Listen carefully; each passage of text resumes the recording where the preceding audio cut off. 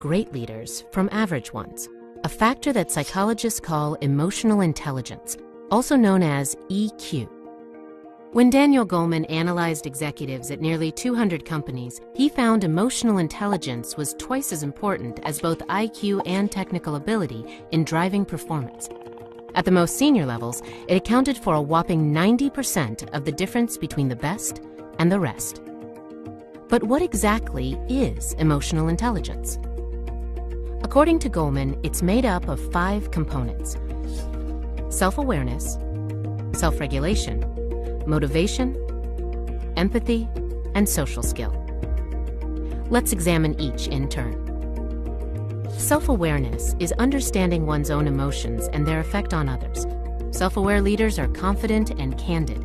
They can realistically assess and talk about their strengths and weaknesses, often with a self-deprecating sense of humor. Self-regulation is the ability to control or redirect disruptive impulses, essentially to think before acting. Effective self-regulators tend to be trustworthy, comfortable with ambiguity, able to suspend judgment, and open to change.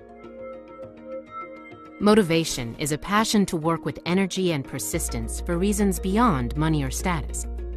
It means being driven, goal-oriented, optimistic, and committed to the organization.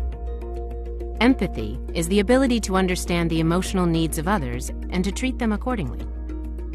Empathetic leaders are good at developing and retaining talent, serving clients and customers, and managing cross-cultural sensitivities. Social skill is proficiency in managing relationships, developing networks, building rapport, and finding common ground. It makes leaders more persuasive and helps them create change.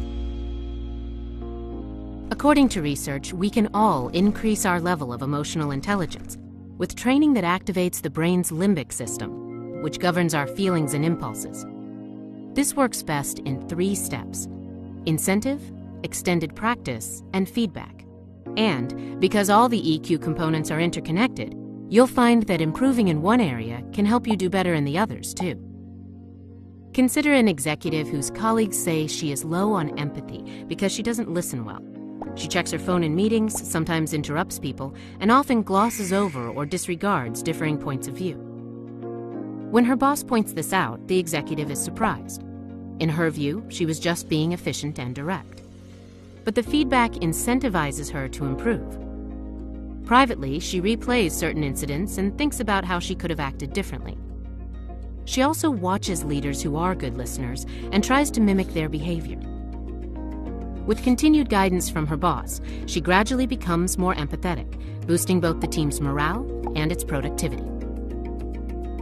There's no question that leaders still need raw intelligence and good technical ability, but that's a baseline. Great leaders must also have or develop the 5 components of high emotional intelligence: self-awareness, self-regulation, motivation, empathy, and social skill.